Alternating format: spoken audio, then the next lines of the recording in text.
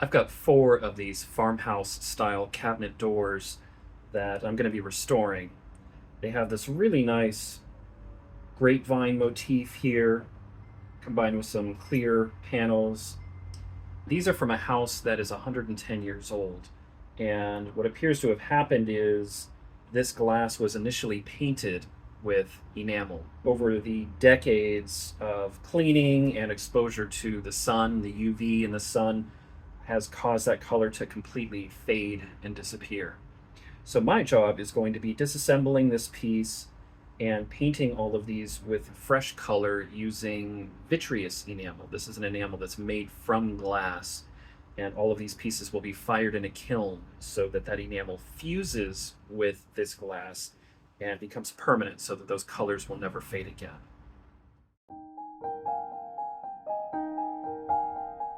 Using a dark background really lets us see what's going on here in greater detail. We can really see what time has done to this really beautiful design.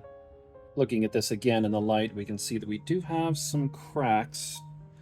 A couple of cracks here in this clear pane, which should be pretty easy to replace. And we did spot at least one of these while we were in the home, but since I've gotten it here, I have noticed a few more cracks, and unfortunately we do have a crack in this textured glass. It's got this frost pattern on it, so hopefully I can find some replacement glass to swap that out. All in all, we've got 9 cracked elements. My goal is to retain as much glass as possible, so hopefully those 9 will be the only ones that I'll have to replace. First step in this process is going to involve mapping all of these pieces across the 4 panels. That's going to involve taking nice pictures as a reference. I'm also going to be doing a rubbing that I can use as a template. But before that can be done, I'm first going to need to disassemble this cabinet door. A lot of times what people will do is they'll route out a channel in the middle of these pieces of wood so that the panel can sit in that channel, and then they assemble the frame around the panel. If that were the case, that would make accessing this panel really difficult because I would have to completely disassemble this wooden frame. And that might be tricky to do it without causing damage to the wood. But if we flip this over, you can see that on the back, there's these strips of wood along the inside of the frame. So what they've done is they've routed out a groove on the back side of this frame so that they could set the panel in and then glue and probably hammer and nail these strips in with some finishing nails to hold the panel in place. This is good news for me. I'm going to try to see if I can get through this paint and see if I can pop these strips of wood out. I won't be able to do it and preserve these strips, but luckily they're just thin strips of basic framing wood. So these can easily be replaced. And the nice thing about that is it'll allow me to easily access this panel, hopefully, without damaging the rest of this cabinet door.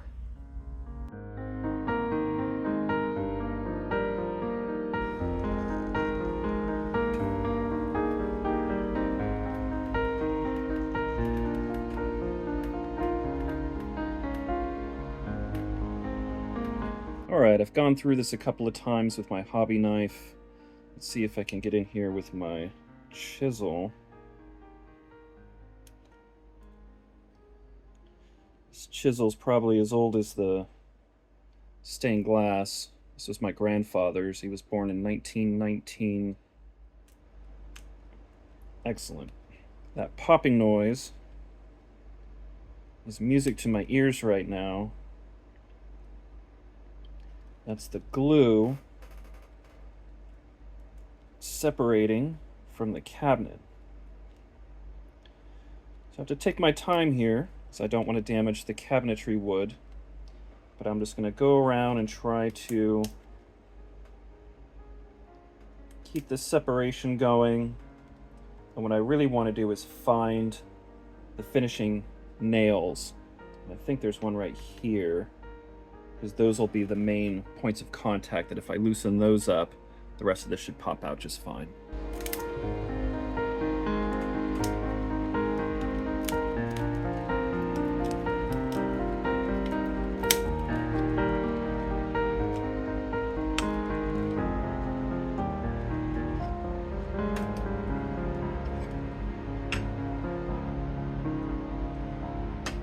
All right, I've gotten all the wood stripping out that was holding the panel in place, and I pulled out the finishing screws that were holding the wood in place, so now this panel is exposed.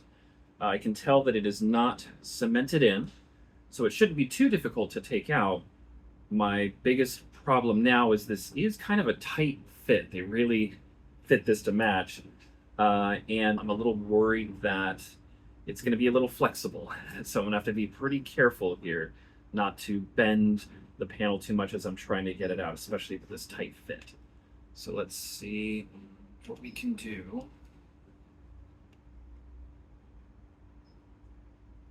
Yeah, this corner's pretty tight. You can see how much this moves. It's pretty flexible. Trying to find the loosest corner, which appears to be this one. Start there. Looks like I can get this corner as well.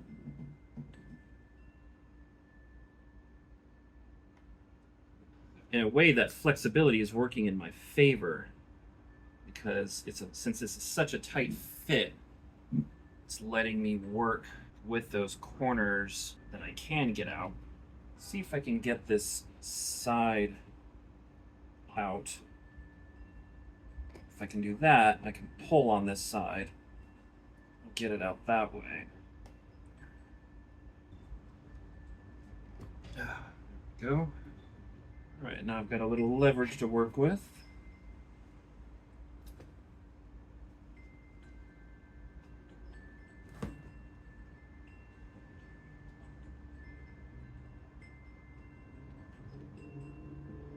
There we go.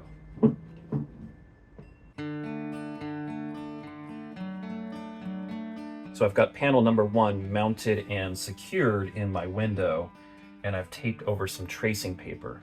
And the idea here is that I'm going to be using some charcoal pastel and basically do a rubbing so that I can accurately capture all of this detail. And I've actually mounted this in the window backwards so that once this rubbing is done, I'm going to take the paper and flip it over and then use a marker to recreate this pattern on the other side. That way I'm working with a pattern that has nice clean lines and I don't need to worry about the pastel lines rubbing off.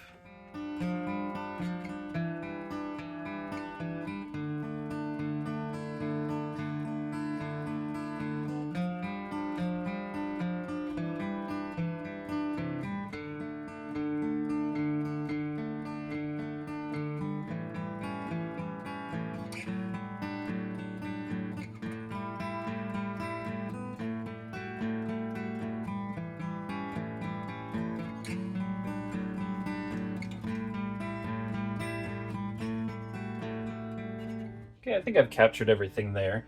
It's not an exact 100% perfect replica. There's some coloring outside the lines, and there's a lot of lumps in some of the solder work, so there's a lot of texture that it picked up. But in this particular example, we're going to be keeping all of the same glass. So all the glass is naturally going to fit together perfectly. All I'm really doing is creating something that I can use as a reference so that I know where all these pieces of glass are supposed to go, and so that I can make sure I stay accurate to the pattern when I'm doing the lead work.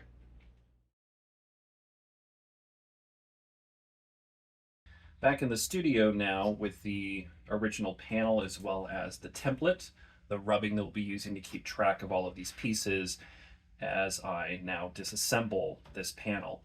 It's going to be kind of a time-consuming and painstaking process because I have to be very careful not to cause any additional damage to the glass. To do this, I'm going to be using my nippers to cut through some of that lead cane. I have a cane knife that'll help me do some prying, and some other little bits and bobs that'll help me loosen and get these pieces out. I imagine there's going to be quite a bit of buildup around these pieces of glass. Um, the original artists likely pushed cement into some of these gaps. That's the standard process to help weatherproof and hold these pieces in place. So as I'm disassembling, there will probably be quite a bit of debris that will be coming out. So that will all need to be fully cleaned after this is disassembled. So let's get to it.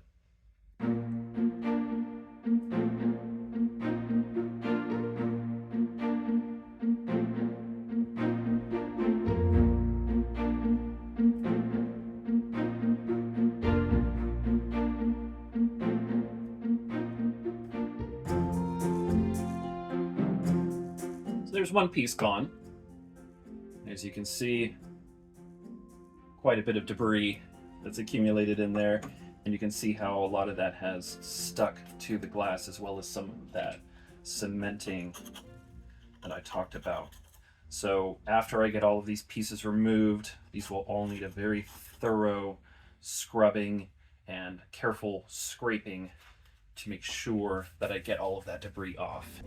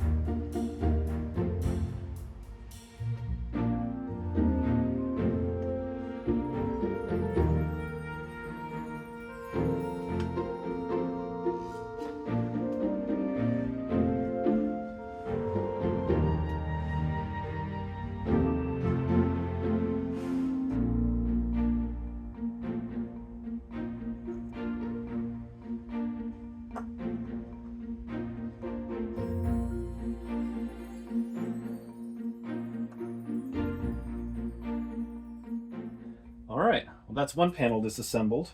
3 more to go.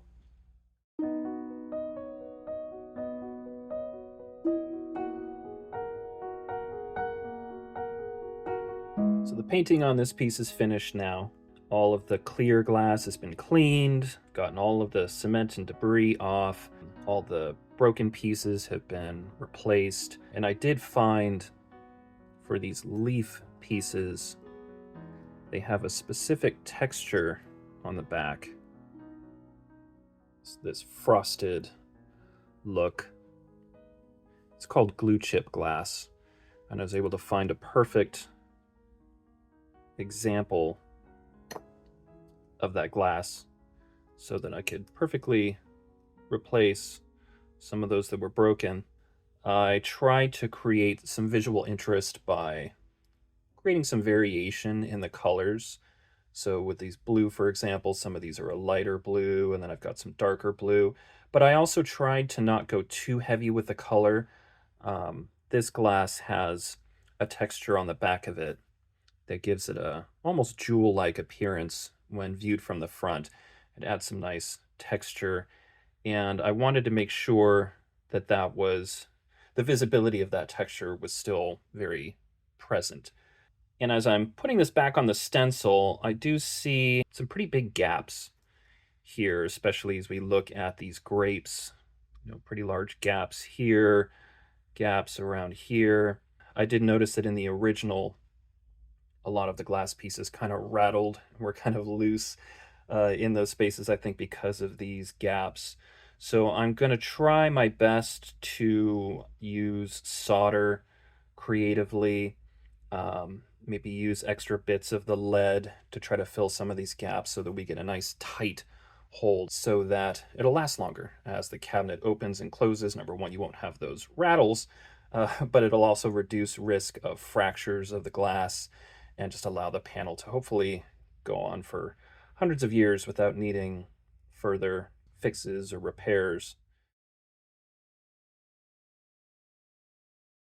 So working on the assembly now.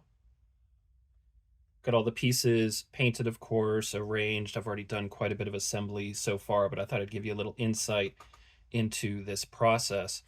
Now, when you're doing stained glass, there's actually two methods that you can use. One is called the copper foil method. It's where you take your piece of glass that's already cut to shape and you essentially wrap it in copper tape like this. It's a very thin copper tape, and you wrap the outer edges in that tape and then you smooth it down.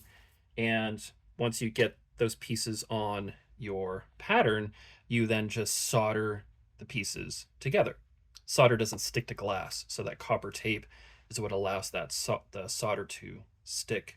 The other method is using what's called lead cane, and this is the more ancient technique where you literally take strips of lead and you bend them. These lead pieces have a channel on each side. These channels let your glass fit and it kind of holds it in place. But of course, that means you have to cut the lead to shape, including possibly beveling the ends so that they fit where they might meet another piece at an angle. So it's a little more time consuming. There were a couple of hang-ups.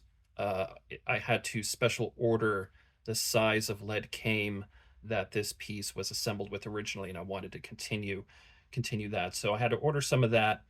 I also made a couple little changes. Well, one change in particular, and this was with an agreement of the original owners.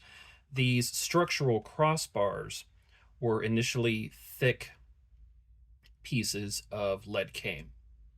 The channel in the middle was the same thickness. In other words, it was very thin in the middle, but this top part was really wide. They wanted something a little more modern, and I agree. I think this just gives it a much cleaner look, going with these thinner strips of lead. But I wanted to make sure that I maintain the structural integrity. So I ordered some lead cane that has a much higher zinc content, and that gives it a lot more tensile strength. It's not nearly as flexible as something like actual lead cane, which is quite flexible. So that's where we're at now. This is going to be the next piece that I'm going to place. It's going to go right here. I got to fit it into the channels of these four pieces like that. And we're going to be doing this strip here. The way I do this is I take a spare length of soldering wire because it's extremely flexible. You know, some of these shapes can be quite bendy. And what I need to do is measure exactly how much lead cane I need to cut. So what this allows me to do is bend it at least in an approximation so that I can then mark my spot here, straighten it out again, and then I can use that as my measuring tool. Now, this strip here doesn't require nearly so much finessing. It's only slightly bent. But that is one of the challenging things about a piece like this is almost every piece of lead except for the support crossbars are curved in some way. It's a grapevine, so a lot of organic shapes, lots of circles and curves for these leaves and vines. Again, almost every angle and line here is a curved piece. So now that I've got that measured, I've got that marked off, I'm going to take my lead strip, mark off where that end point is, take my, these are called lead nippers, and make that cut. This is a relatively straightforward piece. Like I said, as you can see, some of these get pretty bendy and curvy and require a lot more finesse and precision to get just right. All So I'm just going to fit this temporarily in place. And then what I do is I look at where the next bit of lead is going to be intersecting this. And I also have to account for the width of that piece of lead that's going to be coming in. And now I can kind of see where I need to cut this. So I just take this. This lead is quite soft. So I could just use a pin. These are my anchor pins. And I'm just going to drag it across where I want to cut it, but also capturing that angle. It's going to be a slight miter to this cut. Cutting these miters is pretty tricky, even though this one is relatively simple, but I always start with a straight cut, and then I can still see where that line is. I can get the nippers right on that corner, get that angle that I want, trim that little end there. Now this should slip right into place. Now you can see where there's a little bit of room here for that other piece of lead to come and intersect this for the other piece. This is a bit of a lengthy project, but we're moving along nicely. I really like the colors of the glass. The grapes in particular are quite challenging. There's a lot of little gaps in here.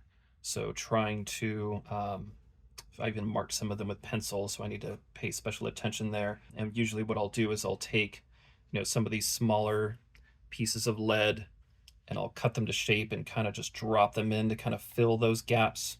Later at the end when I'm doing my soldering, I'll just solder over the whole thing to try to make it as smooth as I can. As you can see, even with this next piece of glass, it almost looks like that wasn't intended to be there because it's quite a funky shape, and compared to the glass that it fits into and against, it's got quite a few gaps here. So I'm gonna have to get a little creative with my leading and my soldering to seal all those gaps and make it look nice and clean. This piece, for example, is super clean. All these pieces fit very nicely. Had to make no adjustments there. But as we get into here and as we get into the grapes, it's where we'll have to get a little creative and make sure that we're minding the gaps. So this particular panel is now finished. There's two types of lead cane that went into this project. There were H-channel lead cane. It's called H-channel because it's shaped like an H. It allows two pieces of glass to intersect in the middle. And then I had stiffer zinc type H cane in these crossbars and in the frame.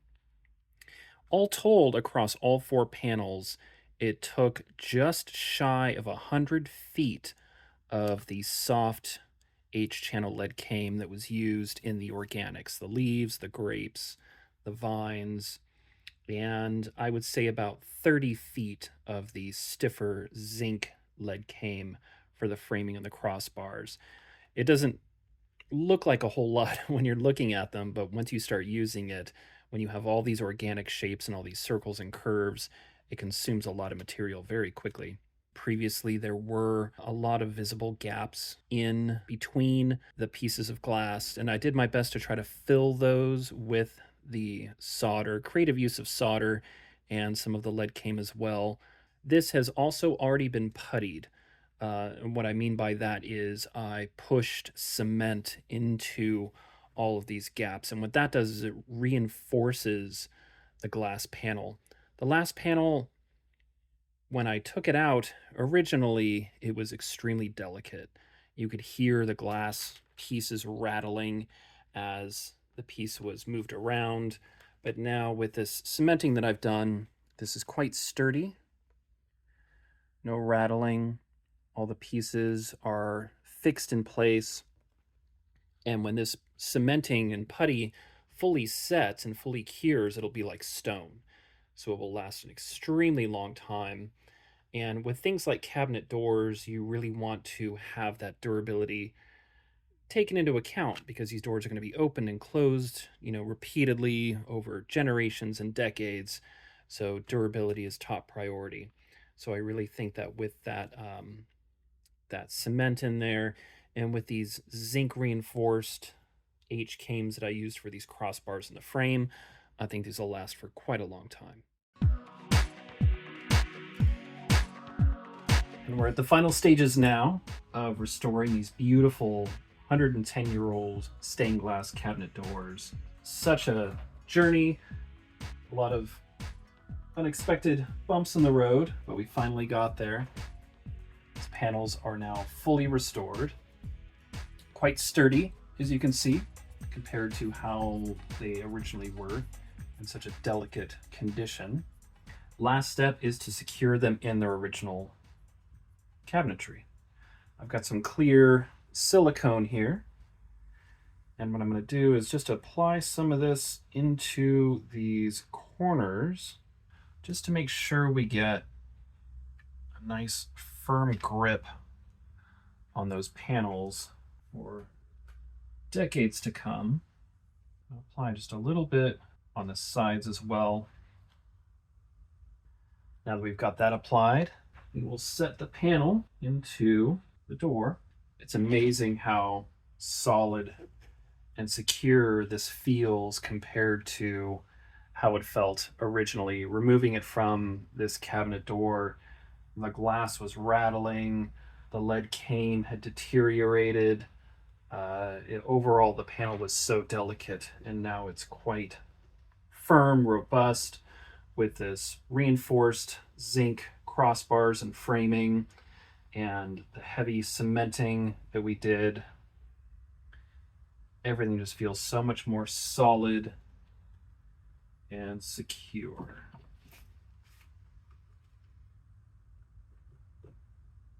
And that fits right in there. And next we have these wooden strips that I had to remove, and unfortunately I wasn't able to keep. It's almost impossible to remove thin wood strips like this and keep them intact. So I had to recreate them. I used maple this time. It's a nice solid hardwood. Should last a very long time. There we go. So these are going to be sealed with silicone again and hammered into place, but the end result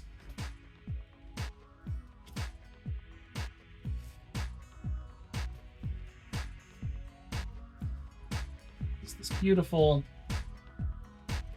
restored, fully colored cabinet door.